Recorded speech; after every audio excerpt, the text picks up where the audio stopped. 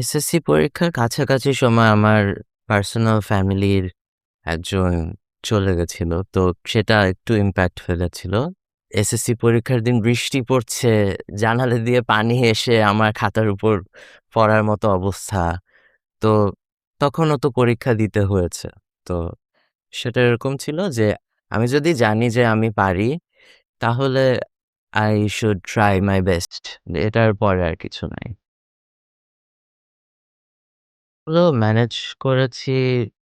ওটাও আসলে কুমনের কারণেই যে কুমন করার মাধ্যমে আমি বুঝতে পেরেছি যে কিভাবে জিনিসগুলোকে কভার করলে আমি বেশি আউটকাম পেতে পারি। কুমন যেটা শেখায় গ্র্যাজুয়ালি শেখা, সেটা আমার ফাউন্ডেশনটাকে স্ট্রং করেছে। সেটা শুধু ম্যাথস না, সেটা সব সাবজেক্টে। সেজন্য পরীক্ষার আগের দিন একটু পড়েছি, তার আগের দিন হয়তো একটু পড়েছি।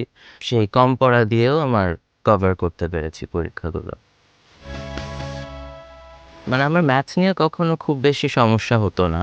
কিন্তু যেসব সাবজেক্টে বেশি লেখা লাগে, যেমন বাংলা, সামাজিক বিজ্ঞান, এগুলোতে একটু সমস্যা হতো যে সময়ের মধ্যে শেষ করতে পারতাম না।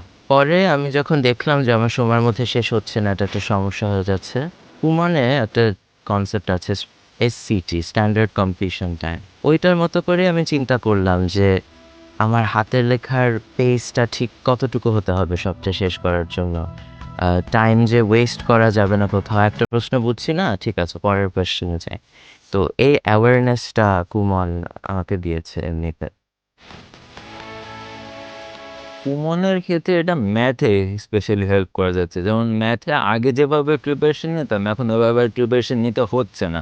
ম্যাথের ক্ষেত্রে কনফিডেন্সটা অনেক বেড়ে গেছে।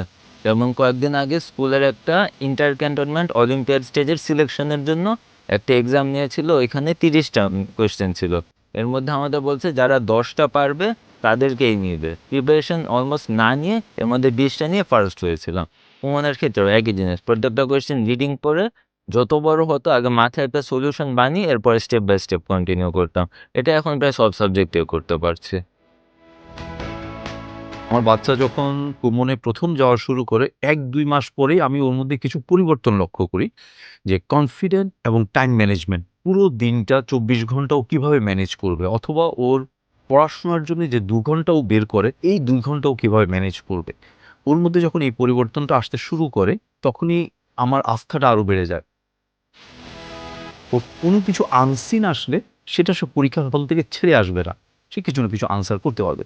সো আমার মধ্যেও তখন এই কনফিডেন্টটা চলে আসে যে হ্যাঁ, আমার ছেলে যখন এসএসসি পরীক্ষা দিবে, তখন তার মধ্যে অন্তত এই ভীতিটা কাজ করবে না যে আমি কোনো কিছু পারবো না। তার মধ্যে এই কনফিডেন্টটা চলে আসবে, এবং চলে আসা শুরু হচ্ছিল যে আমি সবকিছুই পারবো।